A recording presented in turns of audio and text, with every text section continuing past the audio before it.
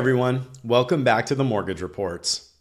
Today, we're talking about a strategy that more retirees are starting to consider as they think about income timing and retirement, using a reverse mortgage as a bridge to delaying Social Security.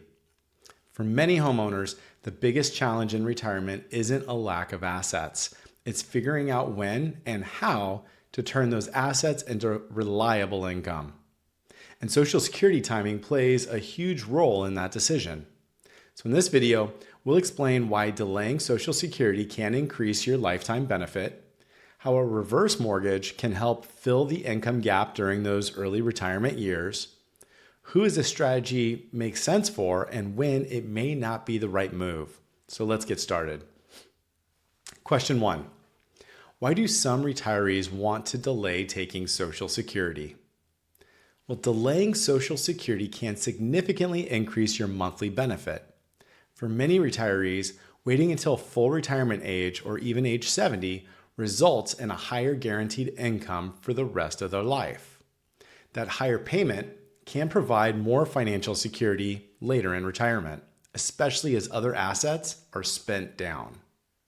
The challenge, of course, is covering living expenses in the years before those larger benefits begin. That income gap is where alternative strategies, including a reverse mortgage, often come into the conversation. Question 2. How can a reverse mortgage help bridge the gap before Social Security starts?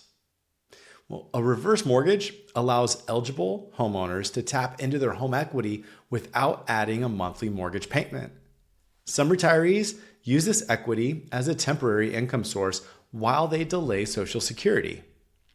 Instead of pulling heavily from savings or investment accounts early on, they use reverse mortgage funds to cover everyday expenses.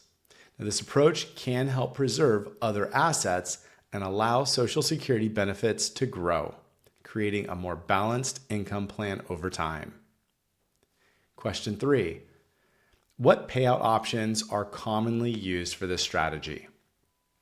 So many homeowners choose a line of credit or monthly payments when using a reverse mortgage as a bridge. A line of credit offers flexibility, allowing retirees to draw only what they need each month. Monthly payouts, on the other hand, provide predictable income stream that feels similar to a paycheck. Now, both options can be effective depending on how structured or flexible someone wants their cash flow to be during those early retirement years. And question 4. Why might this approach help protect other retirement assets? Using a home equity early in retirement can reduce the need to sell investments during market downturns or withdraw heavily from savings too soon. By leaning on reverse mortgage for income, retirees may give their investment portfolios more time to recover and grow. This can be especially valuable during volatile markets, when selling assets at the wrong time can have long-term consequences. In this way, a reverse mortgage can act as a buffer, helping smooth out income while protecting other sources of retirement wealth. Question 5. What are the potential downsides of using a reverse mortgage this way? While this strategy can be helpful, it's not without trade-offs. The loan balance increases over time as funds are used and interest accrues, which reduces home equity available later for heirs.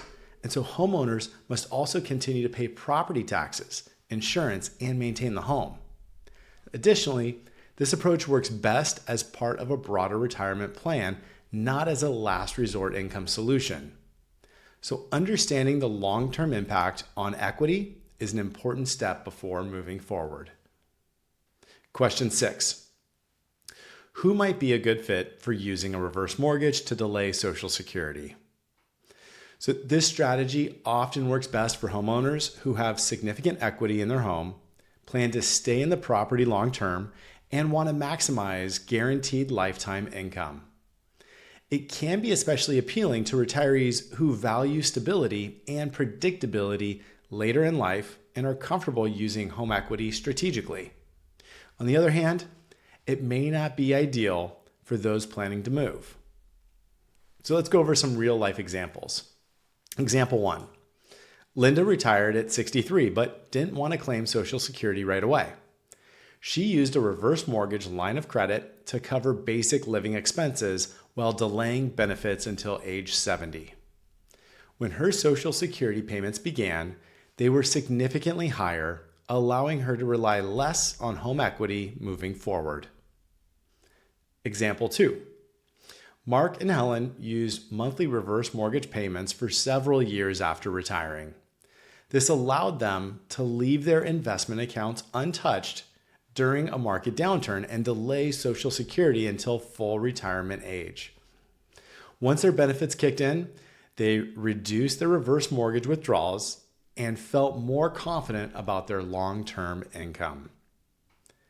So using a reverse mortgage as a bridge to delaying Social Security isn't about replacing income forever. It's about timing.